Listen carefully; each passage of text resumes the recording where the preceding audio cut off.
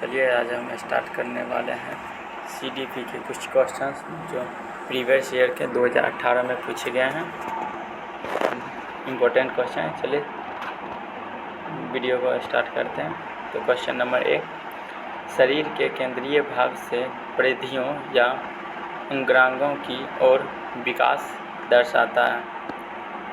विकिरणीय विकास के सिद्धांत को, विकेंद्रीकृत विकास के सिद्धांत को, मध्यबाह्य विकास के सिद्धांत को, सोपानीय विकास के सिद्धांत को। इसका सही आंसर हो जाएगा हमारा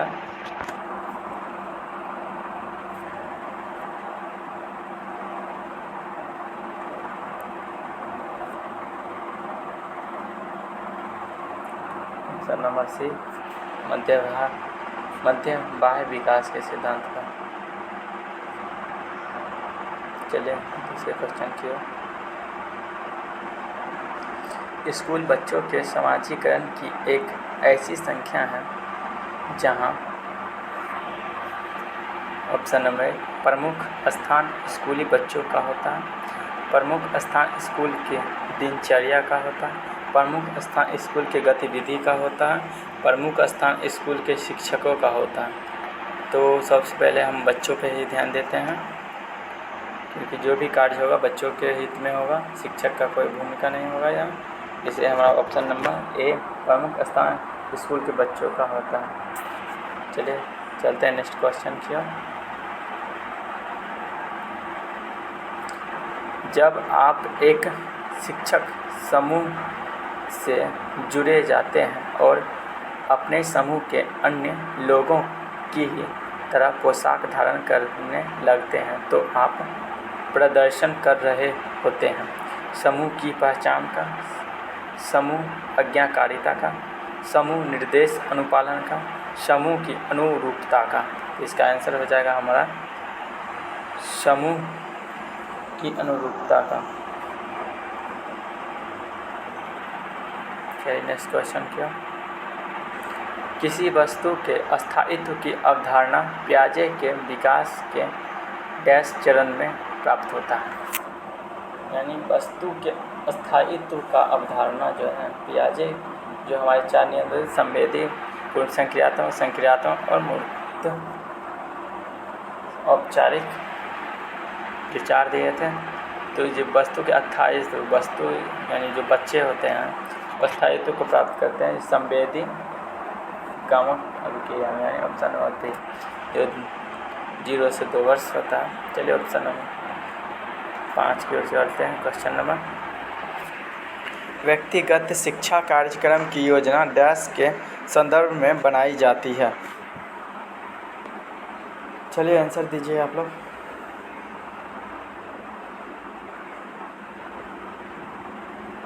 इसका आंसर हो जाएगा बाल केंद्रित शिक्षा कार्यक्रम, ऑप्शन नंबर बी।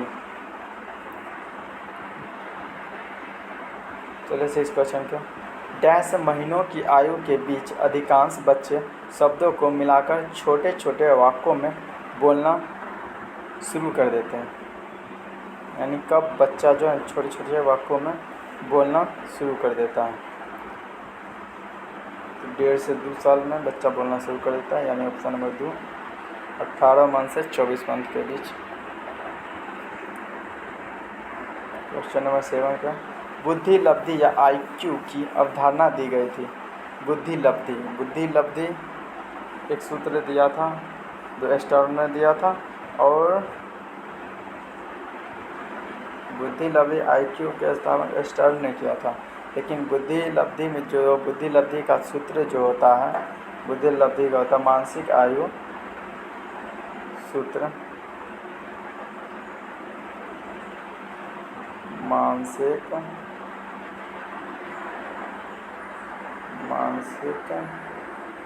आयु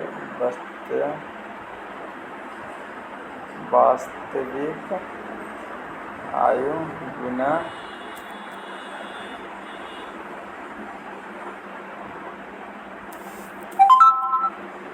इसका सूत्र होता है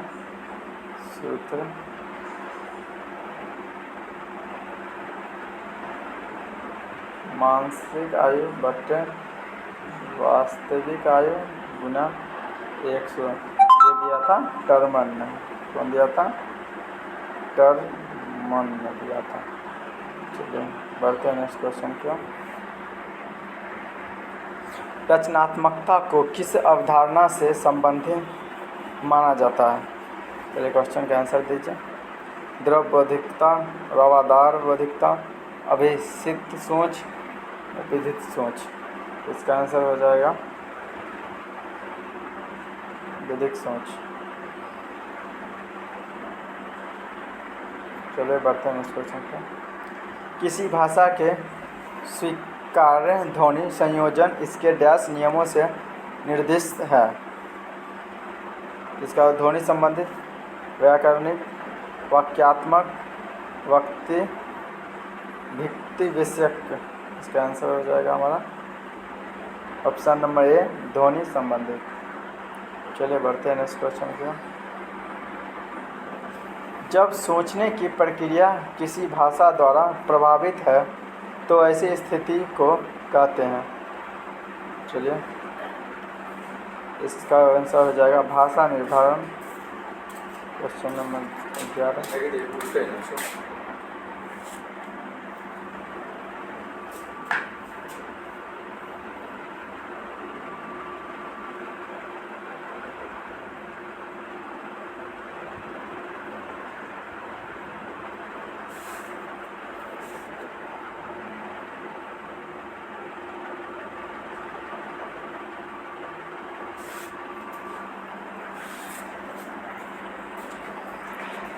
रवि लक्षणों के साथ अपने अनुभवों के आधार पर खराबी के कारण के बारे में परिकल्पना का परीक्षण करके उपकरणों की मरम्मत करता है। वह उपयोग करता है। इसका सही आंसर हो जाएगा हमारा ऑप्शन नंबर डी, अनुमानिक विधि का।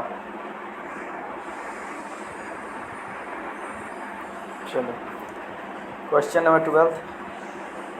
दिव्या अक्सर निर्देशित कार्यों को छोटे छोटे हिस्सों में विभाजित कर आसान बना लेती है। वह उपयोग करती है। इसका आंसर हो जाएगा उपलक्ष्य विश्लेषण विधि का, ऑप्शन नंबर सी। चलिए 13। पुरुष और महिला की भूमिकाओं का निर्धारण समाज करता है। यह कथन बताता है कि पुरुष और महिला का निर्धारण तो यहाँ समाज करता है। लैंगिक एक सामाजिक अवतरण है। सही है। चलिए क्वेश्चन नंबर 14 के। ग्रेडिंग, कोचिंग, अंकन और क्रेडिट संचयन प्रणालियों डैश के कुछ उदाहरण हैं। जल्दी जल्दी हम क्वेश्चन को निपटाते हैं। इसका आंसर हो जाएगा हमारा ऑप्शन नंबर डी, अधिगमकर्ताओं की उपलब्धि के आकलन की गणन विधि। 15 क्वेश्चन, ज़्यादा टाइम नहीं लेते हुए जल्दी जल्दी हम अपने क्वेश्चन को निपटाते ताकि वीडियो लंबा नहीं हो। अधिगमकर्ताओं की उपलब्धि का आकलन शिक्षकों की सहायता करता है। चलिए आप लोग आंसर दीजिए इसका फटाफट। इसका आंसर हो जाएगा शिक्षण अधिगम विधियों की प्रभावशीलता का मूल्यांकन करने में। Question number 16। समावेशी शिक्षा किस सिद्धांत पर आधारित है? समावेशी शिक्षा जो होता है हमारा समता एवं समान अवसर। Question number B. चलिए इस क्वेश्चन नंबर 17। दिव्यांग व्यक्तियों के अधिकार अधिनियम को किस वर्ष में अधिनियमित किया गया? ये हो जाएगा 2016। चलिए क्वेश्चन नंबर 18। व्यक्तिगत विभिन्नता वाले बच्चों को शिक्षकों वाले स्कूल में पढ़ाया जाना चाहिए। जल्दी फटाफट इसका आंसर दीजिए आप लोग। इसका आंसर हो जाएगा अपनी विविध सीखने की ज़रूरतों को पूरा करने के लिए विभिन्न शिक्षा शास्त्र का उपयोग करने के लिए प्रशिक्षित किया गया है। Question number 19। निःशुल्क एवं अनिवार्य बाल शिक्षा अधिकार अधिनियम 2009 दिव्यांग बच्चों की निःशुल्क शिक्षा के अधिकारों को सुनिश्चित करता है। 6 से 18 वर्ष। क्वेश्चन नंबर 20, विविध अधिगमकर्ताओं के लिए सुगम स्वरूपों में शिक्षण अधिगम सामग्रियां प्रदान करने का तात्पर्य डैश से है। आप लोग आंसर दीजिए फटाफट। इसका आंसर क्या हो जाएगा? इसका आंसर हो जाएगा ऑप्शन नंबर डी, अधिगम की सार्वभौमिक संरचना। क्वेश्चन नंबर 21, स्वजागरूकता एवं संज्ञानात्मक क्षमताओं का नियंत्रण जैसे योजना बनाना, समीक्षा करना और संशोधन करना इत्यादि डैश में अंतर्निहित हैं। इसका हो जाएगा आंसर नंबर 2, संज्ञान बोध में। जब बच्चे प्राप्त की गई सूचनाओं की व्याख्या करने के लिए अपने अनुभवों के आधार पर सोचते हैं तो उसे डैश कहा जाता है। तो उसे मूर्त, जब भी हम सोचेंगे तो मूर्त सोच कहलाएगा, क्योंकि तार्किक चिंतन उसी में होता।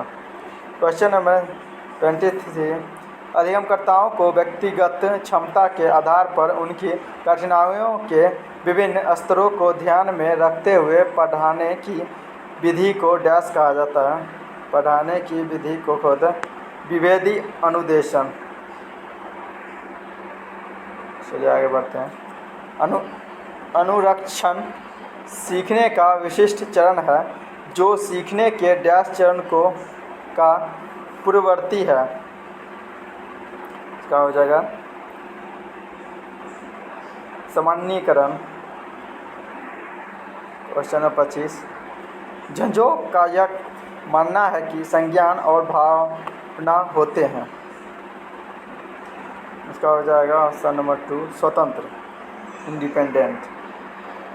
क्वेश्चन नंबर 26, पहले से सीखे हुए कार्यों में सुधार लाने के लिए शिक्षक बच्चों को प्रदर्शन देकर सिखा रहा है। वह शिक्षा की डैश विधि का प्रयोग कर रहा है। वह शिक्षा की प्रतिरूपण विधि का प्रयोग कर रहा है।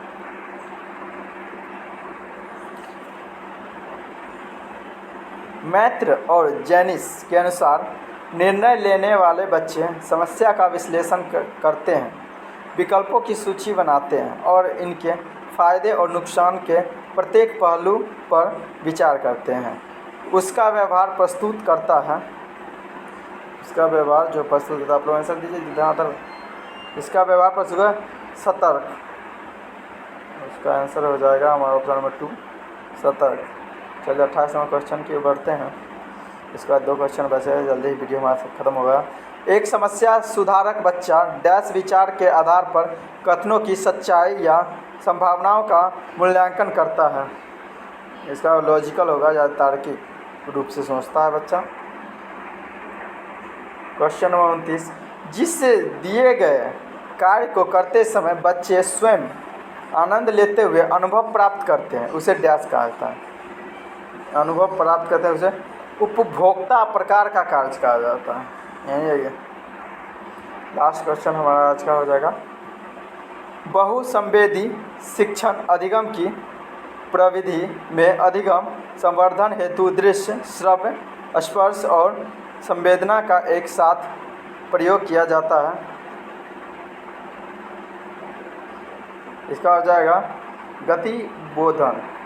आंसर हो जाएगा हमारा ऑप्शन नंबर ए। चलिए चैनल को सब्सक्राइब कर दीजिए और बेल आइकन को भी दबा दीजिएगा। चैनल को सब्सक्राइब कर दीजिए।